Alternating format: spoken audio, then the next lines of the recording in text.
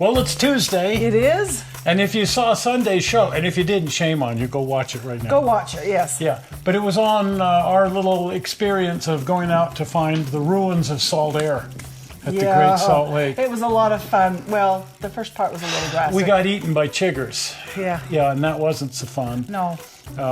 But once we got off the north leg of the Y and onto the south leg of the Y, we got away from the bugs and Right. and then we could enjoy the other walk. than the 5 miles of walking, it was still fun. It was. It's still It was. really fun and just anyway. That's Sunday's show. Mm-hmm. But you may have noticed that I'm rather fascinated by Saltair. Who isn't? Who isn't? Wow. But I've been more fascinated maybe than most, and in that I'm a collector, I've been collecting Saltair memorabilia going clear back to when Saltair was a building standing there and so on. Wow. And I got to ride the railroad a couple of different times out to Saltair before it burned down and fell into the lake, or fell into the mud because the lake kind of receded by then. And so I've just always had this huge fascination with the Salt Lake, Garfield and Western, and the Salt Lake and Los Angeles Railroads. It started off as the Salt Lake and Los Angeles, and it became the... Anyway, anytime anything's come up, not anything, but if I can get it at a decent price and it's a Saltair piece of memorabilia... You want it and you got it. We all know I'm a hopeless collector, and I buy stupid things. And this is one of the most exotic, weird things that I've ever collected. And I show it to people and they don't think it is what it is, but it is what it is. It's right there. Right. Yeah. But here's what I'm pointing at. This is one of the pages. It's hand-drawn on linen, and then it's been lacquered or shellacked or something.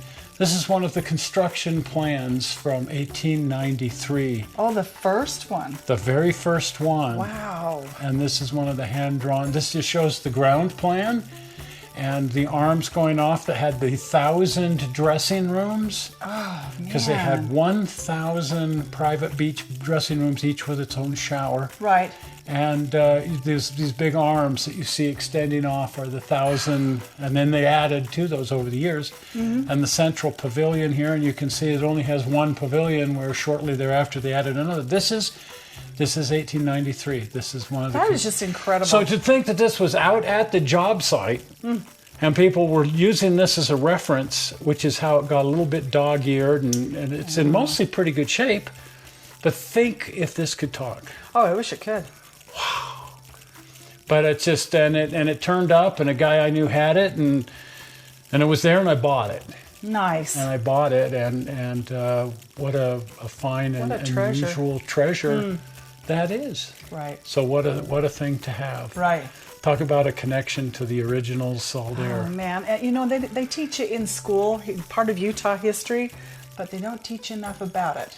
And I just recall seeing it probably, I'm thinking 1967, we drove out there, and by then it was just a shell. It was a ghostly shell. Yeah. And then, of course, after it burned, there was nothing left. There's nothing left. No. They bulldozed it very quickly because they didn't want... First of all, I guess there was a safety issue. Oh, I imagine. But there was also a political issue that leading up to that. There had been a lot of infighting in the community, whether it should be destroyed or restored, and there were people raising money to restore it.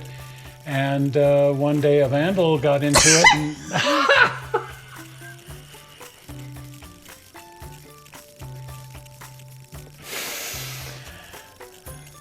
Exactly! Gesundheit.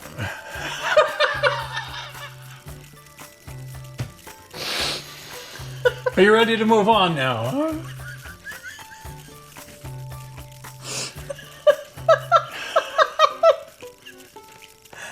I'm not cutting.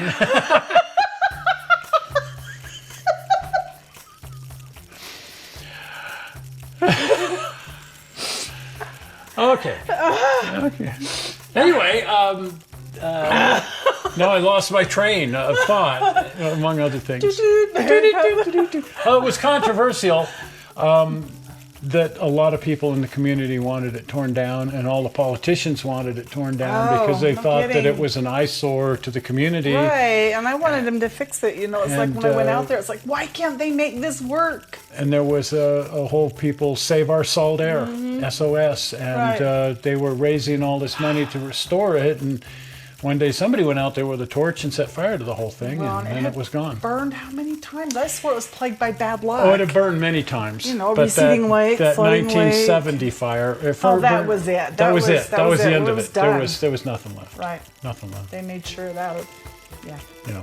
Anyway, and that's what we went out on Sunday and explored were the ruins of what was left out there. Well, trying to remember that, and just walking out there, suddenly I began to remember going down the road in the car. I was just a kid, not very old back then, but I can remember them. The mountains don't change, and I was like, okay, I remember this was here and that was Yeah.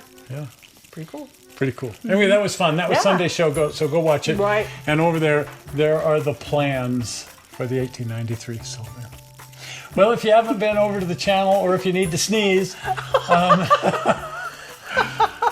here's the blue opportunity. Are we ready for it? Zoink! Blue button right there. Yes. Well, Zyrtec. we're not sure how you found this sneeze or this movie on the internet.